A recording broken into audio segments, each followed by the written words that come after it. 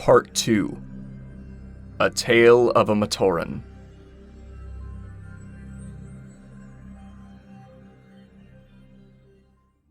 Chapter 18. Village Idiot. 32 days before the Toa's descent.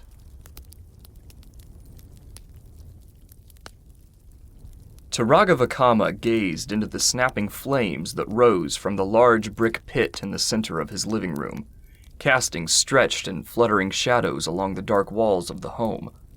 He sat close to the fire, embracing the heat as it bathed his muscles in the warm comfort that the other Turaga would always find unbearable during their visits to Takua. But although his body was at peace, his mind was not. The heavy eyes behind his mask reflected feelings of concern, disappointment, and regret. While his duties as Turaga of Takua involved ensuring the well-being of nearly 1,600 villagers, his thoughts dwelled on a single Matoran, perhaps the most immature, irresponsible, incompetent, scatterbrained, and reckless Matoran in all of Motunui, Takua. In 100 years, Takua had failed to live up to every single expectation held of the Matoran. Most villagers had found their niche early on and spent the next several decades perfecting their craft, while Takua had had more career changes than any Matoran in the history of the island, simply because of his inability to succeed at anything. Of course, Matoran were allowed to fail. As imperfect creatures, failing was just a part of life. In fact, it was expected, and Turaga Vakama knew that, as he was no different. But Takua's incompetence was so spectacular that it was almost supernatural. He had been known to spend all day on even the simplest of tasks, and was also likely to wander away from job sites after the slightest distractions. Oftentimes, he would disappear for days at a time, only to return with a routine tale of how he nearly got himself killed doing something stupid when left unsupervised. He also caused more than a few workplace incidents, to the point of which many Matoran regarded him as a bad omen and avoided him entirely. The Turaga ultimately confronted him on his behavior. After a lengthy discussion inside the Turaga's home, they had both decided it best to exile Takua from the village. Although it had been a mutual decision, and Takua always seemed to fare better outside the village walls than inside of them, Vakama was beginning to have second thoughts. Sending him away was a serious decision, and not one that Turaga Vakama made lightly. In fact, he wasn't the one to suggest it in the first place. Takua was. The island was a dangerous and unforgiving place ever since Makuta took control, and no Turaga would ever force a Matoran away from the security of their village, no matter the reason. It was practically a death sentence. Had Takua not been the one to propose it, Vakama never would have even considered it. But when the Turaga agreed to it, Takua had almost seemed relieved, as though he felt more comfortable outside of Takua, left to fend for himself in the wilderness. But with his history within the village, that was likely true. Turaga Vakama was startled by a sudden knock on the door. Snapping him away from his thoughts, he finally took his eyes off the fire, rubbing them through the eye holes of his mask. Vakama recognized the knock from so many decades of studying its nuances. "Enter, Captain," Vakama said, without getting up from his seat. The door creaked open, and Captain Jalla slowly stepped into the house, unsure if he had just interrupted something important. He gave a respectful salute before moving beyond the entryway, shutting the door behind him.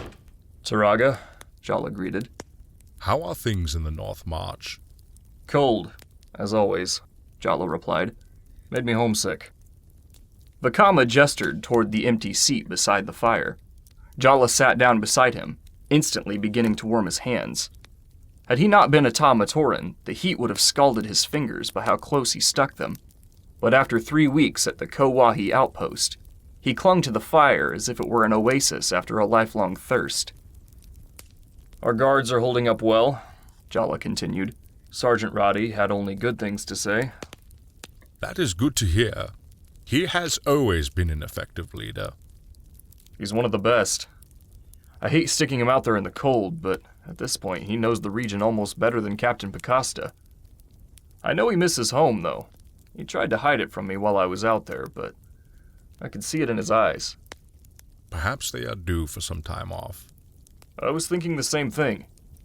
First, I need to find volunteers to take their place for a few weeks out there before I let him know. He's earned it. And perhaps you are due for some time off. Jalla scoffed at the suggestion. I'll take time off when this war is over. Until then, this is the most relaxed you'll see me. The captain's words carried significant weight when combined with his demeanor. Even as he sat down to warm his hands by the fire, his shoulders remained stiff while he stayed on the edge of his seat to allow him to spring back to his feet within a second's notice. Every move Jalla had ever made was made with visible calculation. Even during the few moments he allowed himself to rest, he always appeared rigid and highly alert. He believed he owed it to those killed by infected Rahi to devote every last ounce of energy he had into fighting back against Makuta. And after nearly a century as captain of the most expansive and efficient militia on the island, it was likely he didn't even know how to relax anymore. Jalla glanced toward Vakama. Noticing the distressed look in his eyes he had done a poor job at hiding since the captain had entered the room. You're thinking about Takua again, aren't you? Vakama sighed as he continued to stare into the fire. Was I wrong to send him away? Jalla hesitated before giving a reply. Jalla knew the dangers outside of the village better than most Matoran, which gave merit to his opinion of the Turaga's decision. He knew his answer would only add to Vakama's grief, but aside from his duty as captain of the guard, he also served as right hand of the Turaga, which included serving as an advisor when needed.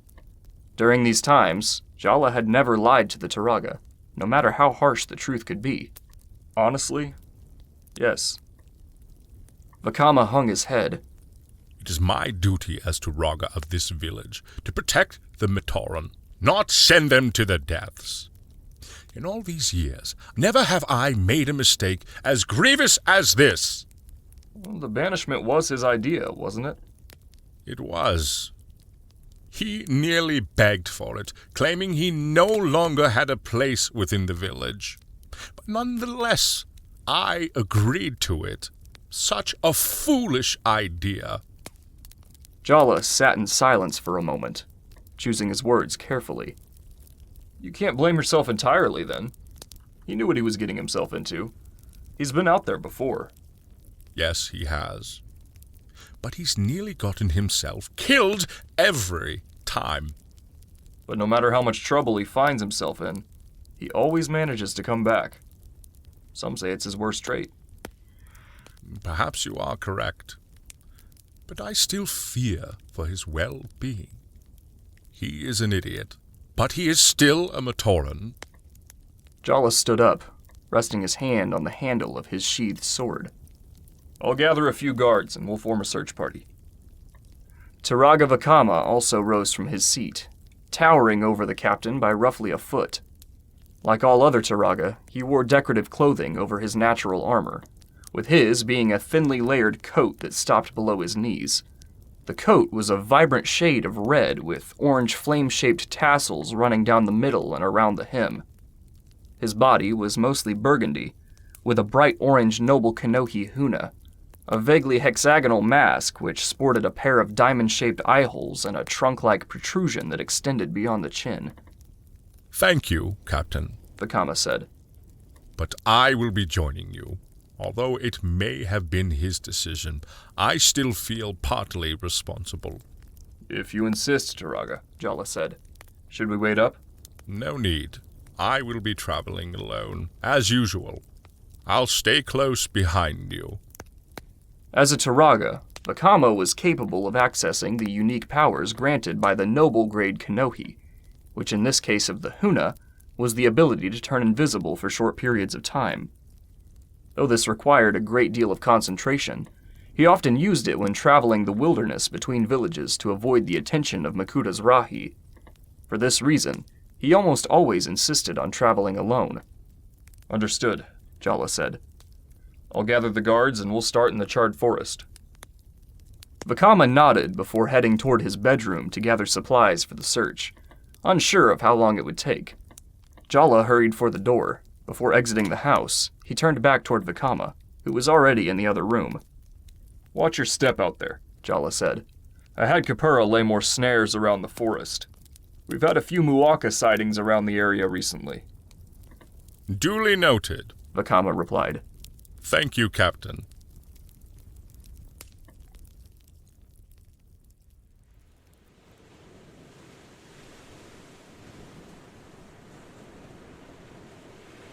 Light.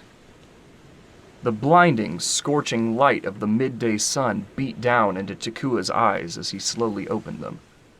His eyes darted in all directions, scanning the world as his blurred and scrambled vision began to clear. He was on a beach. The thunderous sound of crashing waves pounded against his earholes. As his vision continued to clear, he could see a small flock of birds circling his body overhead until his subtle movements killed their interest. He shifted his arms, unprepared for the sudden pain that raced through his nerves with every motion. Once he gathered the strength, he strained to sit upright, wincing as he did so. Even the small act of brushing the sand from his shoulders was met with harsh protest from his aching body. He inspected himself, noticing dozens of small nicks and scratches covering his mechanical components that had not been there before. Even his organic tissue had been bruised in several places between the gaps of his armor. As he further surveyed his surroundings once his eyes had properly adjusted, the area became familiar. He was on Tawahi Beach, just north of Takua. Although he had explored the beach several times in the past, he failed to remember why he was there now. He rolled over onto his hands and knees, fighting against the aching pain as he made his first attempt to stand. He was forced to move in slow, singular motions as he worked toward getting his feet beneath him. He didn't understand why he was in so much pain. Once he had finally managed to stand, he looked down toward the footprints in the sand that were formed a mere foot away from him. It was clear that they were far too large to be his own, and to his knowledge, didn't appear to match those of any Rahi. He briefly considered the possibility that they were Turaga Vakama's footprints, but even the Turaga's feet weren't that large. They must have belonged to something, or someone else entirely. His curiosity swelled, but was suddenly interrupted by another question. Where are my footprints? He spun his head, angering his bruised and stiff neck as he searched the beach for signs of his own arrival. He began to wonder if he had been unconscious long enough for the wind to cover his tracks, as none were visible from any direction. He turned toward the face of the rocky bluff that stood just a few yards away. It rose nearly 60 feet high and cut the beach off from the rest of the island. The jagged rock face sloped at a slight but noticeable angle as it rose to the top. He began to connect the dots. The slope of the bluff would have been enough to prevent him from falling straight down to his death, but still steep enough that it would have still resulted in a nasty tumble. At least it explained why his body was aching all over. He started to remember brief flashes of the fall, but failed to recall much more than the sensation of smacking his head particularly hard on the way down. He couldn't even remember why he fell, or what he was doing at the top of the bluff in the first place. He turned his attention back to the giant footprints. Whatever they belonged to seemed to have approached Takua from the east while he was knocked out before traveling south away from the beach. He followed the tracks out toward the water, hobbling across the sand as he fought against his aching legs. Every step was strained and sluggish. As he moved alongside the tracks, he noticed his kanohi had been knocked askew from the fall. He readjusted the mask until the eye holes were properly aligned with his eyes, a motion he had become all too familiar with over the years. With his vision fully unobscured, he finally noticed the giant silvery object reflecting the sunlight in the distance where the tracks were leading him. After minutes of zombie-like trekking across the sand as he followed the footprints, he reached the object. A massive cylindrical container resting in a bed of wet sand as the foamy waves pounded against the seaweed that clung to its surface. The lid appeared to have been blasted open and laid several feet away, revealing the simple and unremarkable interior of the giant canister. which was largely featureless aside from multiple rows of tiny holes that ran along the inner walls. The design of the canister was unlike anything he had seen on the island, and filled his mind with more questions. Takua followed the tracks once again, this time moving in the same direction they seemed to be taking. After taking him back to his landing spot, they traveled southward toward Takoro. Even heading in the general direction of the village with no real intention of returning made him nervous, as he recalled his final talk with Turaga Vakama, which led to his self-imposed exile. The embarrassment he had felt in that moment came flooding back as he remembered the innumerable displays of his own shortcomings that resulted in the banishment. Though it was his own idea to leave, he strongly felt he had little choice, as the alternative would be to remain in the village, continuing to disappoint as he was passed between various employers while being ostracized from his own people. He had always felt like an outcast because he was often treated as one. Even the ones that showed him kindness would keep their distance for fear of tarnishing their own reputations by being friends with the infamous village idiot. As a result, he had plenty of acquaintances, but no true friends. Banishment was the better option.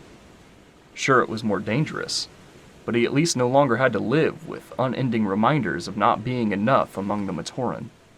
He would rather die at the hands of an infected Rahi than return to Takoro. These thoughts slowed his pace even more than his wounds had as he followed the mysterious tracks. By the time he had reached the end of the beach, the sun's position had slightly shifted. He had to take slow, meticulous movements as he crawled over the rocky hill toward the lava stream on the other side. As he crossed the stone bridge leading toward the charred forest, his anxiety increased. He always hated traveling through the lifeless region as it served as a strong reminder of the cost of the war. He could still remember when the forest rivaled those in Liwahi with its natural beauty before Makuta had it burned down, taking several Takoro guards with it. He could hardly wrap his mind around the fact that 56 years had passed since that day. Although he wasn't personally present for the battle, he could remember the lasting effect it had on the village's morale. He wanted to turn back, but he could still see traces of the giant footsteps along the ashy ground, and he still wanted to see their owner. Startled by the sudden sounds of movement in the distance, he snapped his gaze straight ahead, failing to see beyond the numerous dead trees obscuring his view. He could only continue to listen as more aggressive sounds followed. The war cries of the Takoro guard echoed through the stale air. Though he could not see, he knew this meant they had engaged in battle with an infected Rahi. He knew he would need to turn back toward the beach, but his curiosity got the better of him. He had never witnessed the guards battle a Rahi up close, only hearing tales of their encounters over the years. Though he still knew to keep his distance, he at least desired to see what they were up against. Perhaps it was a Muwaka or a Kane-ra venturing too close to the village, or perhaps even a Tarakava, though that seemed unlikely. Slowly weaving through the trees for a closer look, he could hear the fight raging up ahead. He peeked out toward a small clearing, catching a glimpse of the skirmish. At least 5 Matoran guards, including the captain, were locked in a fierce battle against a large beast.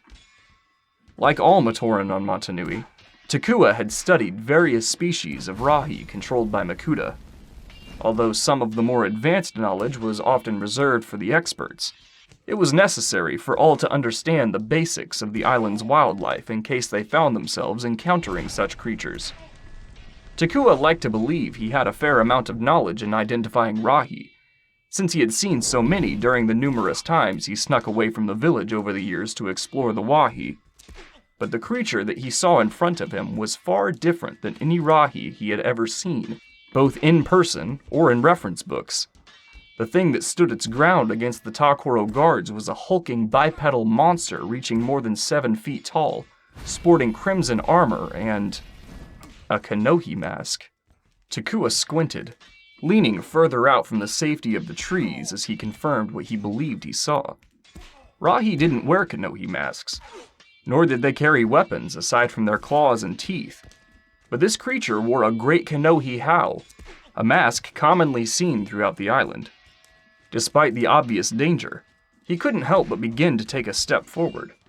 Before his foot left the ground, a flash of orange light illuminated the charred forest as a bolt of fire was hurled in his direction. Takua ducked behind the tree as the enormous fireball exploded against its trunk, leaving behind a smoldering crater. He was unable to catch where the blast had come from, and he had quickly decided it was not worth finding out as more blasts of flame erupted in all directions from the site of the battle. He turned back toward the forest, breaking into a run as he hurried back toward the direction he came.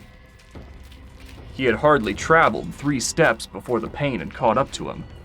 His legs gave out beneath the weight of his body, sending him crashing against the ground. He allowed himself a full second to cry over the aches before resuming his escape in the form of a crawl. He could still hear the battle raging in the distance behind him, motivating his painful movements. He eventually gathered the strength to climb back to his feet, staggering through the wooded graveyard before breaking back out onto the beach. As he reached the hill, he stumbled against the jagged rocks and rolled down onto the sand, bouncing several times before reaching the bottom. He lied motionless for several moments before he found the strength to move, finally propping himself up on his forearms. He tried to process what he had just seen in the forest, but failed to make sense of it. Noticing the footprints in the sand, he quickly realized the creature he saw in the forest was the one that left the tracks, which meant it would have seen him lying unconscious in the sand before leaving the beach. The thought terrified him. He didn't know what the creature was, but at least he knew that if it returned, he should play dead. It would be easy enough. After all, he already felt like death. He was in no shape to travel, and the only way off the beach was toward Takua, and toward a mysterious fire-breathing monster. He was in no hurry to approach either, so he would need to remain on the beach for a while longer. Once the excitement began to die down, he started to realize how hungry he was. It would have been a long while since his last meal, and his stomach ensured he knew that. When he departed Takua, he had brought a bag of provisions. It contained a variety of snacks and survival tools to aid him on his journey. He had only just realized he didn't have it when he woke up. He couldn't see it anywhere on the beach, and he couldn't remember when he last had it. It was unlikely that he misplaced it somewhere. Takua may have been notoriously forgetful, but even he would never leave behind such essential items for his survival outside the village unless he had good reason. Either way, he needed to find something to eat soon. He spent the next several hours foraging the beach for whatever he could find. It was a slow and tedious process, but was moderately successful. He spent a fair chunk of time fighting to stay upright against the knee-deep waves as he hunted for mussels. With nothing to collect them in, he would just toss them toward the beach every time he found one until he accumulated a modest pile. The small victories of finding each one would alleviate his pain for a few seconds.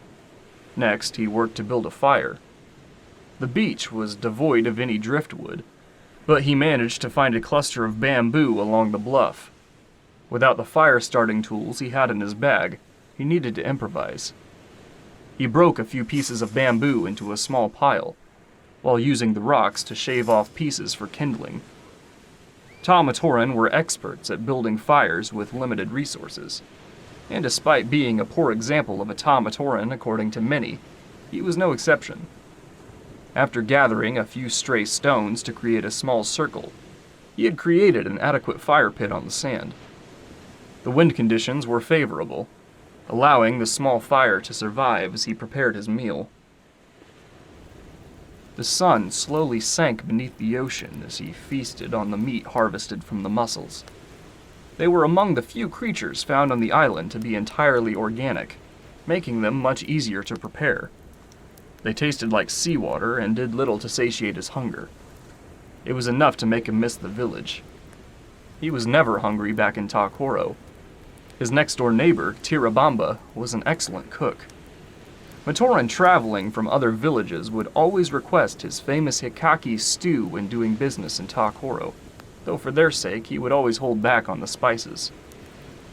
Takua missed Tirabamba. He was always jolly and bright, and he was so kind to everyone, even Takua.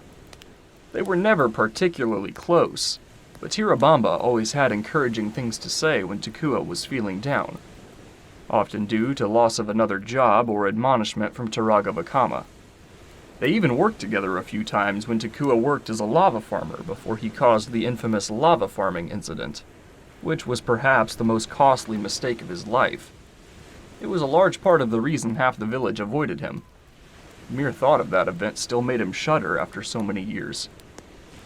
As the night fell, Takua sat alone, contemplating the direction his life had gone. He still had yet to decide if the exile was the right decision, and his mind bounced unceasingly between yes and no. He was safer within the village, but at the cost of carrying the pressure of knowing he never fit in. Even his appearance was considered odd for a Tamatoran. Most Tamatoran were broad and strong-looking compared to most other races aside from the Pomatoran or Onumatoran, but Takua was quite average, carrying a frame closer to that of a Komatoran. Aside from the various shades of red that made up the majority of the Tamatoran armor, they commonly wore secondary colors such as orange, yellow, gray, or black. Takua's bright red body and yellow legs and hands may have looked the part, but were accompanied by his outstandingly blue Great Kanohi Pikari. He had never seen any other Tamatoran with a blue mask, because none had existed. Sure, fire could be blue sometimes, but blue was for Gamatoran, and despite his differences with his own village, he was still very much male. It was not his decision to wear a blue mask, as all Kanohi were naturally gray before they were worn, which they would then shift to match the color of their wearer. If he tried swapping the mask, the new one would just turn blue as well. He was the one that was defective, not the mask, but at least the Pikari represented strength, something he always lacked. He was never particularly fond of the mask, but he had worn it his entire life, and never had the drive to change it. The bright pupilless eyes that beamed behind his mask were pure white, another sharp contrast from his peers, which always had red, orange, yellow, or green eyes. All Matoran brains were a mix of both organic and mechanical. The back half of their brain, which handled their involuntary functions, was the mechanical half, properly referred to as the brainstalk, which was visible outside the back of their mechanical skulls, and always matched the glow of their eyes, making Takua's unusual colors all the more noticeable. These quirks in his appearance were just small additions to his long list of insecurities. He huddled closer to the fire as the air grew cold. Takua was enveloped in a circle of firelight beneath the starry sky as he stoked the fire. His eyelids grew heavy. He decided it would be best to utilize the canister for shelter through the night. He feared the big red monster would return to find him sleeping in it, but he had little options. One universal rule across the island that every Matoran knew to follow was to never leave the village at night. Rahi attacks could happen at any time of day, but something about the darkness made the infected ones even more active. Just like their master, the darkness was their greatest strength. Among the soft crackling of the fire and the gentle sound of the waves brushing against the shore, a third sound crept into the air, coming from within the forest in the southern distance. A sharp hiss like the sound of shattering glass rang out. The sound was one Takua had heard numerous times over the years, and one that he always did his best to avoid: the hiss of a Nui Jaga. Without turning around, he frantically scooped fistfuls of sand from the ground and tossed it over the fire, smothering the only reliable source of light he had. The hiss persisted, growing closer as he could begin to hear heavy footsteps trudge toward the beach. He scrambled to his feet, ignoring the pain. He reached the canister, hastily climbing inside. It was spacious and offered little protection, but it was the best he had with such short notice. He huddled as far back as he could, curling himself up and covering the glow of his brainstalk with his hands. He listened closely. hearing the clawed feet thumping across the sand. The light reflecting off the moons was enough to allow him to see faint shapes beyond the canister. He held his breath as the creature came into view. The 16-foot scorpion Rahi scanned the area as it happened upon the remains of the campfire. Takua refused to allow himself to exhale as the Nui Jaga stood motionless for what felt like an eternity before noticing the canister. It snapped toward the giant silvery object, twitching its fangs as it crept closer. Takua squeezed his eyes shut, hoping to avoid detection. The Nui Jaga closed in one heavy step at a time until it was practically pressed against the opening. Its glowing green eyes beamed into the canister like searchlights aiming directly at Takua. Takua's heart pounded, unable to stop himself from trembling as the stench of the Nui Jaga's venomous saliva wafted into the enclosed space. He knew it must have spotted him, but it made no attempt to reach him. It simply stood outside the canister, twitching its fangs while periodically releasing a piercing hiss. Nui Jaga seldom wandered into Tawahi territory, though it was not unheard of. They dwelled primarily in Powahi, where they killed more Po-Matoran than any other infected Rahi. They were the reason the Tiro Canyon was vehemently avoided within the Motara Desert. Even before the infection, they were known to be among the most aggressive creatures on the island. Nui Jaga had poor eyesight, using their vision almost exclusively for light detection, which was the only reason Takua was still alive. He kept his eyes closed to prevent their glow from alerting the giant scorpion. The Nui Jaga remained still for several minutes, staring into the canister. Finally, it shifted to its side, reaching its enormous pincher into the opening. Takua was unable to move as the giant claw probed the inside of the shelter, scraping the walls in search of its prey. He still remained quiet, fighting to keep still even as the claw was less than a foot from his body. The Nui Jaga pulled its limb back, accepting defeat. It remained still for another minute before finally crawling away from the opening of the canister. Takua finally allowed himself a slow exhale as he cracked his eyes open to ensure the Rahi had left. He could no longer hear its hissing, but he couldn't risk leaving the canister to check. The night was long. He remained shaken for several hours, worrying another Rahi species with much better eyesight or sense of smell would stumble upon the canister while he had no means to defend himself. He remained on guard, facing the opening for as long as he could, until the simple task of keeping his eyes open became too great. The calming sound of the gentle waves worked to make this task even more difficult. He finally decided to accept it. Takua shut his eyes, allowing himself to fall asleep.